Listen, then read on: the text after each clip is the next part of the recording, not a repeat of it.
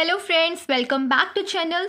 आज का हमारा टॉपिक रहने वाला है the cost and benefits associated with receivables. ठीक है कि कौन कौन सी कॉस्ट एसोसिएटेड होती हैं विद रिसीवेबल्स और कौन कौन से बेनिफिट्स एसोसिएटेड होते हैं विद रिसीवेबल्स। ठीक है, रिसीवेबल्स क्या होते हैं? The amount of money which is yet to be paid by the customer. ठीक है, जब एक ऑर्गेनाइजेशन क्रेडिट पर सेल करती है तो उस टाइम पर जिस अमाउंट ऑफ मनी की उसने क्रेडिट पर सेल की है उस अमाउंट ऑफ मनी को हम बोलते हैं रिसीवेबल। तो जब एक ऑर्गेनाइजेशन रिसीवेबल्स को मेंटेन करती है तो किस तरह की कॉस्ट उसे इनकर करनी पड़ सकती है और किस तरह के बेनिफिट्स उसे मिल सकते हैं वो आज हम समझेंगे। तो सबसे पहले देखते हैं कि कॉस्ट कौन कौन सी जो है वो एसोसिएटेड है विद रिसीवेबल। सबसे पहली जो कॉस्ट यहाँ पर लिखी है वो क्या लिखी है? Administrative cost. एडमिनिस्ट्रेटिव कॉस्ट कौन सी कॉस्ट होती है? Cost associated with maintaining the record of credit sales and collection from the customer. जिस टाइम कंपनी ने ये डिसाइड किया कि वो अपने प्रोडक्ट या सर्विस को क्रेडिट पर सेल करेगी उसी टाइम मतलब वहाँ पर एक क्रेडिट डिपार्टमेंट उसे इस्टेब्लिश करना पड़ेगा। वो डिपार्टमेंट क्यों इस्टेब्लिश करना पड़ेगा? ताकि वो सारे के सारे क्रेडिट ट्रांजैक्शंस को मॉनिटर कर सके। ठीक है, तो जो क्रेडिट डिपार्टमेंट को इस्टेब्लिश करने की कॉस्ट आएगी, वहाँ पर स्टाफ को अपॉइंट करने की जो कॉस्ट आएगी, वहाँ पर जो एडिशनल स्टेशनरी चाहिएगी, ठीक है, तो जो कॉस्ट एसोसिएटेड है पूरी की पूरी एडमिनिस्ट्रेशन एक्टिविटी से रिलेटेड उसे हम बोलते हैं एडमिनिस्ट्रेटिव कॉस्ट। ठीक है, तो आई होप्स आपको समझ में आया कि एडमिनिस्ट्रेटिव कॉस्ट कौन सी होती है। ठीक है, अब हम चलेंगे नेक्स्ट कॉस्ट की तरफ। वो क्या है? Capital cost.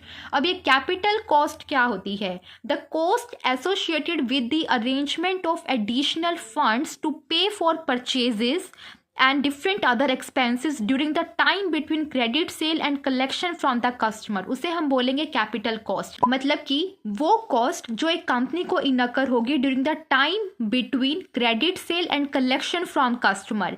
आपने आज की डेट पर जो है क्रेडिट सेल की, सपोज कीजिए 1 लाख रुपीज़ की, और आपकी जो पेमेंट टर्म है वो है 30 डेज। ठीक है, कितने डेज? 30 डेज, मतलब कि 30 दिन के लिए अब आपका ये पैसा रिसीवेबल्स की फॉर्म में इन्वेस्ट हो गया है। अब ये 1 लाख रुपया आपको 30 दिन के बाद ही मिलेगा। अब 30 दिन के लिए बिजनेस बंद थोड़ी हो जाएगा, बिजनेस तो कंटिन्यूटी में रन करता ही रहेगा। तो इस 30 दिन में जो भी कंपनी एक्सपेंसेस करेगी उसके लिए उसे फंड्स चाहिएंगे क्या नहीं चाहिएंगे? अब उन फंड्स को वो या तो इंटरनल सोर्सेज से ले सकती है या फिर एक्सटर्नल सोर्सेज से ले सकती है। अगर वो एक्सटर्नल सोर्सेज से लेगी तो उसे इंटरेस्ट की कॉस्ट पड़ेगी, राइट? क्योंकि अगर आप लोन लेते हो किसी बैंक से जाकर तो वहाँ पर आपको इंटरेस्ट देना पड़ेगा उस लोन पर, राइट?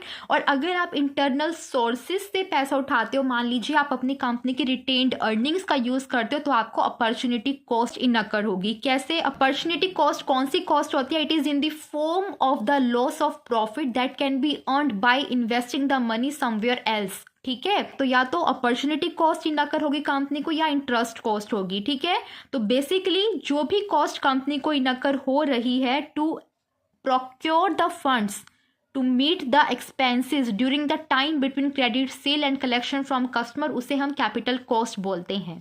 ठीक है, आई होप्स आपको समझ में आया कैपिटल कॉस्ट क्या होती है। नेक्स्ट कॉस्ट क्या है? Collection cost. The cost associated with collection from the customer after the expiry of credit period। आपने जो है अपने कस्टमर को क्रेडिट दे रखा है 30 डेज के लिए और 30 डेज कंप्लीट हो गए बट अभी तक पैसा नहीं आया है कस्टमर से, तो अब आपको क्या करना पड़ेगा? अब आपको कलेक्शन प्रोसीजर्स फॉलो करने पड़ेंगे। अब या तो आप जो है एक रिमाइंडर ईमेल भेजोगे, ठीक है, आप लेटर भेजोगे, रिमाइंडर लेटर कि भाई प्लीज़ पेमेंट को क्लियर करो, आप का जो क्रेडिट पीरियड है वो एक्सपायर हो चुका है, या आप जाकर विजिट करोगे या आप फ़ोन कॉल करोगे या हो सकता है आप कोई लीगल एक्शन ले रहे हो। तो जो भी आपको कॉस्ट पड़ेगी to collect the amount of money from customer after expiry of credit period, उसे हम बोलते हैं कलेक्शन कॉस्ट। ठीक है, आई होप सो कि ये भी समझ में आ गया। लास्ट जो है वो क्या है? Default cost.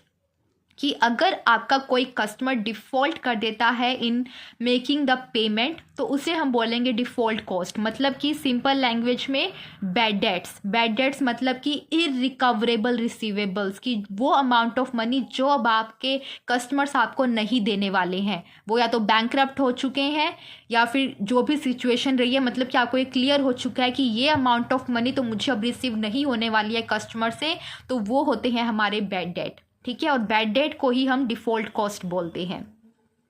तो आई होप सो आपको जो कॉस्ट एसोसिएटेड है विद रिसीवेबल्स वो समझ में आ गई है। अब हम मूव करते हैं बेनिफिट्स की तरफ। अब हम समझेंगे कि बेनिफिट्स क्या है जो रिसीवेबल्स के साथ एसोसिएटेड है। पहला जो बेनिफिट यहाँ पर लिखा है वो है इंक्रीज इन सेल्स, कि जब एक कंपनी रिसीवेबल्स को मेंटेन करती है तो उसकी जो सेल्स हैं वो इंक्रीज हो जाती है, क्योंकि क्रेडिट सेल्स उन कस्टमर्स को भी अट्रैक्ट कर लेती हैं अपनी तरफ जो कि अभी कैश में पेमेंट नहीं कर सकते। ठीक है, इसीलिए रिसीवेबल्स जब एक कंपनी मेंटेन करना शुरू करती है तो वो अपनी सेल्स में जो है इंक्रीज देखती है। सेकंड बेनिफिट क्या है, इंक्रीज इन प्रॉफिट्स भी इंक्रीज होते हैं। प्रॉफिट्स जो है दो तरीकों से इंक्रीज हो सकते हैं। पहला, जब सेल्स वॉल्यूम बढ़ेंगी तो प्रॉफिट तो इंक्रीज होंगे ही होंगे, क्योंकि सेल्स वॉल्यूम और प्रॉफिट में पॉजिटिव रिलेशनशिप होता है, जितनी ज़्यादा सेल मतलब उतने ज़्यादा प्रॉफिट। और दूसरा कि जो प्रॉफिट मार्जिन होता है क्रेडिट सेल पर वो हमेशा ज़्यादा होता है then on the cash sale. ठीक है, कि जो प्रॉफिट मार्जिन एक कंपनी रखती है ना अपनी सेल्स में, वो हमेशा क्रेडिट सेल में ज़्यादा होता है in comparison to the cash sale. मतलब कि अगर 100 रुपीज़ उसे प्रोड्यूस करने में लग रहे हैं, मतलब कि ये जो कॉस्ट है वो 100 रुपीज़ आ रही है, और प्रॉफिट मार्जिन अगर उसने 50 रुपीज़ रखा हुआ है अपनी कैश सेल में, तो वो क्रेडिट सेल में हमेशा 50 रुपीज़ से ज़्यादा ही होगा। ठीक है, समझ में आया? तो ये है हमारे पास इसका बेनिफिट। नेक्स्ट क्या है, it helps in meeting the competition. कई बार ऑर्गेनाइजेशन ना चाहते हुए भी क्रेडिट पर सेल करती है, और पर्पस सिर्फ ये होता है ताकि वो मार्केट में सरवाइव कर सके। कई बार कंपटीशन इतना बढ़ जाता है कि कंपनी ने अगर मार्केट में सरवाइव करना है, अपना मार्केट शेयर मेंटेन कर रखना है, तो उससे क्रेडिट पर सेल करना ही करना पड़ेगा, क्योंकि क्रेडिट पर अगर वो सेल नहीं करेगी तो कस्टमर्स जो हैं कॉम्पिटिटर्स की तरफ स्विच हो जाएंगे और कंपनी की जो सेल्स हैं वो रिड्यूस होना शुरू हो जाएंगी। ठीक है, तो अगर वो अपनी सेल्स को गिराना नहीं चाहती है, उसे जो है क्रेडिट पर सेल करनी ही करनी पड़ेगी ताकि वो कंपटीशन को मीट कर सके। ठीक है, तो ये थे हमारे 3 बेनिफिट्स जो कि एसोसिएटेड हैं with the maintenance of receivables. आज हमने कॉस्ट और बेनिफिट्स दोनों ही समझ लिए जो कि एसोसिएटेड हैं with receivables. So I hope so कि ये जो पूरा कॉन्सेप्ट था वो आपको समझ में आया होगा, कोई भी डाउट नहीं रहा होगा। ठीक है, अगर वीडियो अच्छा लगा है तो प्लीज़ वीडियो को लाइक कर देना, अपने फ्रेंड्स के साथ शेयर कर दीजिए। अगर अभी तक आपने चैनल को सब्सक्राइब नहीं किया है तो चैनल को सब्सक्राइब कर लीजिए। Thank you very much watching this video. Bye bye.